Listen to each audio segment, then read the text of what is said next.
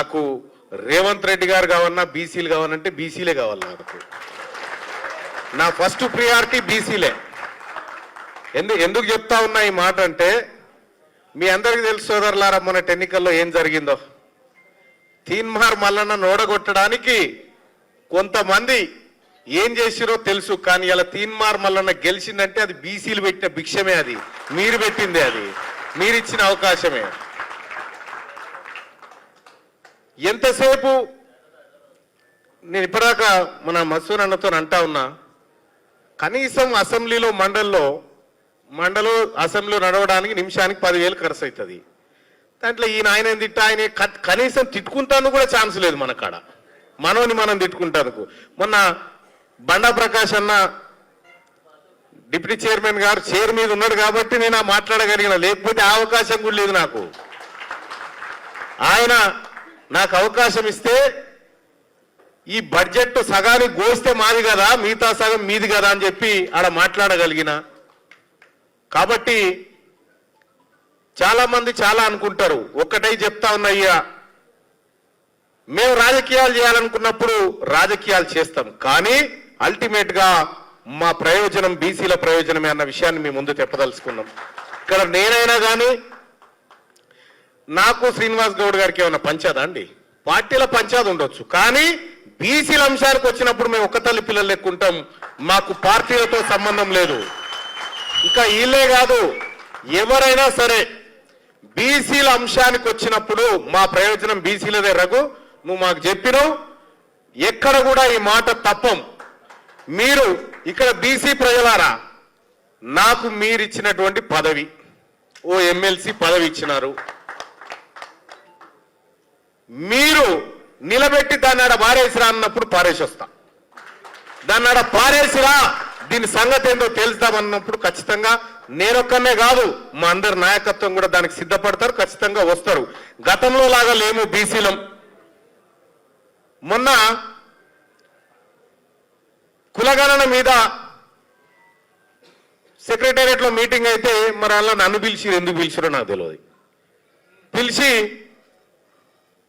ఒక ఆయన పెద్ద ఆయన ఏమంటాడు, పేరు జానారెడ్డి సాబ్, ఏమంటాడు, బీసీలను స్కిప్ చేద్దామంటాడు. అరే ఇది ఎక్కడ కథ? బీసీలది 42% స్కిప్ చేద్దామని జానారెడ్డి సాబ్ చెప్తా ఉన్నాడు. నేనేమన్నా, సార్ మన కాంగ్రెస్ పార్టీ ఎన్నికల మేనిఫెస్టో పేజ్ నెంబర్ 16 పేరా 1లో చెప్పినాం సార్. మనము ఇక్కడ మన కాంగ్రెస్ పార్టీ అధికారంలోకి వస్తే కులగణన చేసి 42% ఇస్తామని చెప్పినాం సార్ అని చెప్పినాం. మరి ఎట్లా చేద్దాం? సుప్రీంకోర్టు ఒప్పుకుంటలేదు. ఇదే డాక్టర్ వినయ్ సాబ్ సుప్రీంకోర్టు దాకా పోయి కొట్లాడిండు, దానికోసం కొట్లాడుతూనే ఉన్నాడు. దానికోసం ఇప్పటికి కూడా స్వప్నారెడ్డి అని కేసు వేసింది ఈ రిజర్వేషన్లు ఇవ్వకూడదని. అవునా సాబ్? స్వప్నారెడ్డి ఎవరేం చేశారు అవుతాని? మీరు కాదా? మీరే కదా వేయించింది. మీరు ఏమనుకుంటారంటే ఇక బీసీలు ఏం పసిగడతలేరు, మా కథ మా కార్ఖాన. ప్రతిదీ పసిగడుతున్నాం మేము, ప్రతిదీ పసిగడుతున్నాం, ప్రతిదీ బరాబర్ ఏం చేయాలో అది చేస్తాం. ఇక బీసీలు ఎన్నడ ఐక్యమవుతారని ఇది కాదా? ఇది ఈడ తాజకృష్ణలో మొదలై తాజకృష్ణలో క్లోజ్ అయ్యేది కాదు. ఇది నేను గతంలో కూడా చెప్పిన ఇక్కడ మీటింగ్ పెట్టినప్పుడు హనుమంత్ అన్న చెప్పినట్టే బడి తయారైనప్పుడు ఆ బడిని ఆదిలోనే ఖతం చేసి ఆ తర్వాత దాన్ని స్తబ్దుగా పెట్టడం జరిగింది. ఇవాళ బీసీ సోదరులారా, ఇంకా మనం బిచ్చగాల లెక్క ఇప్పుడు తీన్మార్ మల్లన్నకు పదవి నేను చెప్తా ఉన్నా, ఇప్పుడు చెప్తా ఉన్నా, నాకు మంత్రి పదవి ఇచ్చినా తీసుకొని పో, నాకు బీసీలే ముఖ్యం. కానీ నేను నా వ్యక్తిగత ప్రయోజనాలు ఆశించి కాదు ఇక్కడికి వచ్చింది. ఇది బీసీ సమాజం కోసం వచ్చిన, బీసీలను రాజ్యాధికారం వైపు తీసుకుపోవాలని వచ్చిన సోదరులారా. మా రాహుల్ గాంధీ గారు చెప్పిండు 42% రిజర్వేషన్ స్థానిక సంస్థల ఎన్నికల్లో ప్లస్ కులగణన అని చెప్పిండు. మా రాహుల్ గాంధీ గారిని గెలిపించడం కోసం వచ్చిన ఇక్కడికి. మా రాహుల్ గాంధీ గారిని ఎట్టి పరిస్థితుల్లో ఓడని మరి ఈ అంశంలో అని చెప్పి వచ్చిన. ఇవాళ చాలా విషయాలు ఉన్నాయి సోదరులారా. ఎంత పెద్ద కుట్ర అంటే కనీసం ఈశ్వరయ్య సార్ ఉన్నాడా పోయిండా సార్?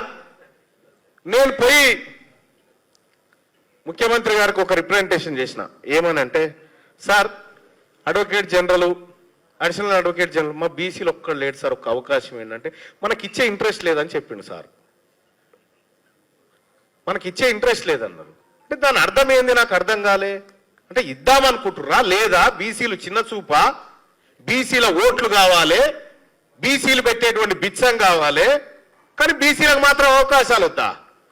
ఇదెక్కడ అన్యాయం? ఇదెక్కడ అన్యాయం?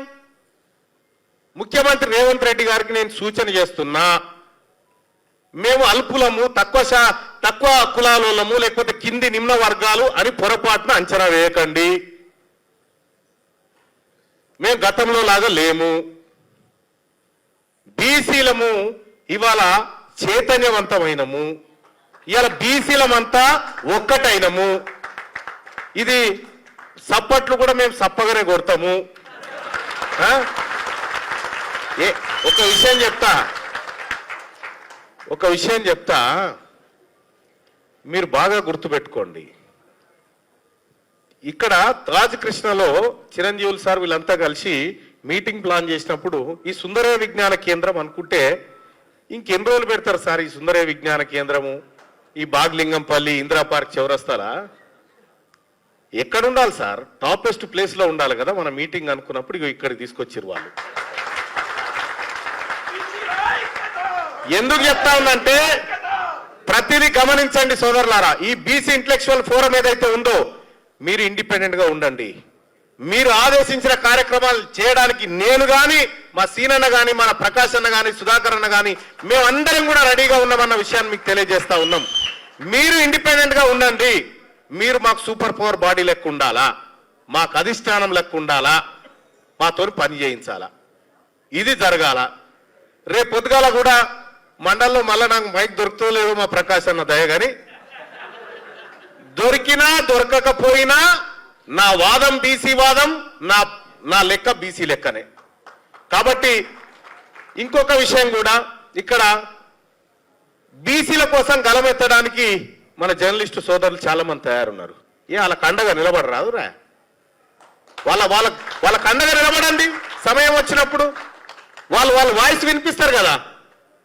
అంటే మంత్రుల మీద నమ్మకం లేదు, ప్రజాప్రతినిధుల మీద నమ్మకం లేదు, ప్రజల మీద నమ్మకం లేదు. మీరు మీ దగ్గర దాచిపెట్టుకొని మీ కుటుంబమే సమాచారాన్ని అడ్డం పెట్టుకొని అన్ని రకాల అరాచకాలు చేసి ఈరోజు ప్రభుత్వం చిత్తశుద్ధితోని ఒక మంచి పాలసీని తీసుకొచ్చినప్పుడు ఆ విషయం మాట్లాడుకుంటే 10 సంవత్సరాలు మీరు చేసిరు. లిమ్కా బుక్ రికార్డ్స్కి అవసరం ఉందా అధ్యక్ష? ఇది లిమ్కా రికార్డ్స్ ఈరోజు బీసీలకు న్యాయం చేస్తుందా?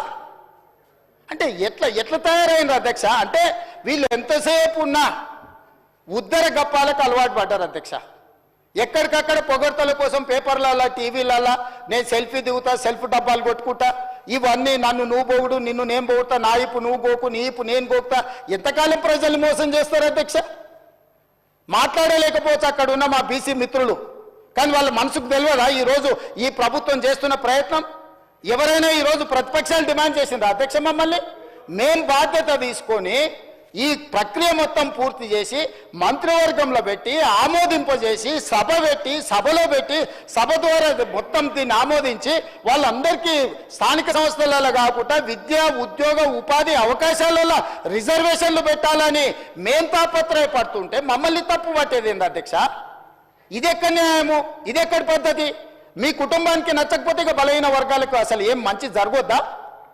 ఈరోజు ఈ డాక్యుమెంట్ మీద నేను ఒకవేళ వాళ్ళు చర్చకు పెడదామంటే రేపు ఎప్పుడు చర్చకు పెడదామో చెప్పమని ఉన్నారు అధ్యక్ష. దీనికి ఉన్న సాంకేతికత ఏంది, దీన్ని చేసింది ఏంది, దీన్ని ఎక్కడ కంప్యూటరైజ్ చేసిండ్రు, ఎక్కడి నుంచి తీసుకొచ్చిండ్రు, ఇదంతా ఇప్పటి వరకు ఈ డాక్యుమెంట్ అనేది ఏదో ఒక వెబ్సైట్లో ఎవరో పెడుతున్నారు. ఇది అధికారికంగా నేను ఎందుకు కోట్ చేయలేదంటే వాళ్ళు రేపు ఇది చేస్తే నువ్వు ఎక్కడి నుంచి తెచ్చినావు అని అడుగుతారు. సోర్స్ ఆఫ్ డాక్యుమెంట్ నేను చెప్పలేను. ఇప్పుడు 9.5 సంవత్సరాలు మంత్రిగా పనిచేసిన ఆయన ద గ్రేట్ ఆయన ఎవరో మంత్రి గారు చెప్పినందుకు ఇప్పుడు ఇది అఫీషియల్గా నేను మాట్లాడుతున్నా అధ్యక్ష. ఇది ఎక్కడ పబ్లిక్ డొమైన్లో అధికారిక వెబ్సైట్లలో లేదు. కేవలం ఆ కుటుంబం వాళ్ళ ట్రెజరీలో పెట్టుకొని ఎన్నికలు వచ్చినప్పుడు ఈ వివరాలను వాడుకొని వాళ్ళు రాజకీయం చేసిర్రు. మేము అట్లా చేయడం లేదు. అక్బరుద్దీన్ ఓవైసీ గారు ఏదైతే ఈ నివేదికను అడిగినరో, నివేదిక 4 వాల్యూమ్ల రూపంలో ఉంది. 3 వాల్యూమ్స్ ప్రక్రియ విధానము చేపట్టింది, డీటెయిల్స్ ఉన్నాయి. 4వ వాల్యూమ్లో మాత్రం ఇండివిజువల్ వివరాలు ఉన్నాయి అధ్యక్ష. ఇండివిజువల్ వివరాలు ప్రజలకు ఇవ్వడానికి వీలు లేదు. ప్రభుత్వానికి ఆ వ్యక్తికి మధ్యలో ఉన్న సమాచారము ప్రభుత్వం కాబట్టి ప్రభుత్వం మీద నమ్మకంతో ఇచ్చారు. ప్రభుత్వం కస్టోడియన్. ప్రభుత్వం cannot disclose every document, every detail to every individual. So దయచేసి అక్బరుద్దీన్ ఓవైసీ గారిని అర్థం చేసుకోమని నేను అడుగుతున్నా. ఇండివిజువల్ డేటా కాకుండా మీకు ఏం కావాలన్నా మొత్తం ఇస్తాం. కంపెల్ చేసి టోటల్గా రిపోర్ట్ ఇస్తాం. మీకు ఇంకేమైనా అనుమానాలు ఉంటే కూడా నివృత్తి చేస్తాం. దయచేసి బీసీల జనాభా పెరిగింది మా సర్వేలో, మైనారిటీల జనాభా పెరిగింది మా సర్వేలో. మేము పక్కా సమాచారాన్ని సేకరించినాము. 2011 తర్వాత జనాభా లెక్కలు జరగలేదు. జనాభా లెక్కలు కూడా కేంద్ర ప్రభుత్వం ఇచ్చిన ఒక అంచనా ప్రకారం ప్రతి సంవత్సరం 1.20 మాత్రమే పాపులేషన్ పెరుగుతూ వచ్చింది. పాపులేషన్ అనేది స్టెబిలైజ్ అయిపోయింది. చచ్చిపోయేటోళ్లకు పుట్టేటోళ్లకు ఉన్న గ్యాప్ లిమిటెడ్ ఉంది. Only 1.2% only the population is increasing year by year. That is why 2011 the population is 3,50 lakhs plus. Today the population is 3,70 lakhs plus. That's all. This is what actual report. Why should I reduce the population? What is the point? నాకు పోయేదేముంది? ఈరోజు 56% బీసీలు అని చెప్పిన, 3 లక్షల కుటుంబాలు రాలేదని చెప్పిన, 3 లక్షల కుటుంబాలు ఈజ్ ఈక్వల్ టు 16 లక్షల జనాలు. సో ఈ ప్రభుత్వానికి దాపరికం లేదు. ఒకవేళ నిజంగానే అబద్ధాలు చెప్పాలనుకుంటే వాళ్ళ సమాచారం ఈయనల గురించి నేను ఎందుకు చెప్తుంటే అధ్యక్ష? మీరు ఈరోజు మాట్లాడుతున్న మొత్తం నేను ప్లే చేసిన డాక్యుమెంట్తోనే మాట్లాడుతున్నారు. దయచేసి ప్రాసెస్ను మీరు తప్పు పట్టకండి. ప్రభుత్వ చిత్తశుద్ధిని తప్పు పట్టకండి. ప్రభుత్వం ప్రాసెస్ని పర్ఫెక్ట్గా చేసింది. ప్రభుత్వానికి చిత్తశుద్ధి ఉంది. దీన్ని ముందుకు వెళ్ళేటప్పుడు ఆ బలహీన వర్గాలకు ఎట్లు ఉపయోగిద్దాము, ఇంకా పకడ్బందీకి ఎట్లా అమలు చేద్దాము, రేపు జరగబోయే జనాభా లెక్కలలో దేశం మొత్తము బలహీన వర్గాల లెక్కలు ఎట్లా తీద్దాము, దానికి మీరు సూచన చేయండి, సలహాలు ఇవ్వండి, సహాయం చేయండి. మీరు అందరూ అండగా నిలబడితే తెలంగాణ ముఖ్యమంత్రిగా కేంద్ర ప్రభుత్వంతో నేను కొట్లాడతా. వెళ్ళి రాహుల్ గాంధీ గారికి చెప్తా, పార్లమెంట్లో నిలదీయండి, తెలంగాణ చేసింది దేశమంతా ఇట్లా చేయమని చెప్పుండ్రని. అంతే తప్ప మిత్రుడు పాలు శంకర్ గారికి నేను సూచన చేస్తున్నా, అబద్ధాల సంఘం చెప్పే అపోహల బాటలు పడకు మిత్రమా. ఇక్కడ ముఖ్యమంత్రి ఉన్నాడు, ఎప్పుడు కావాలన్నా అప్పుడు కలుస్తా నేను.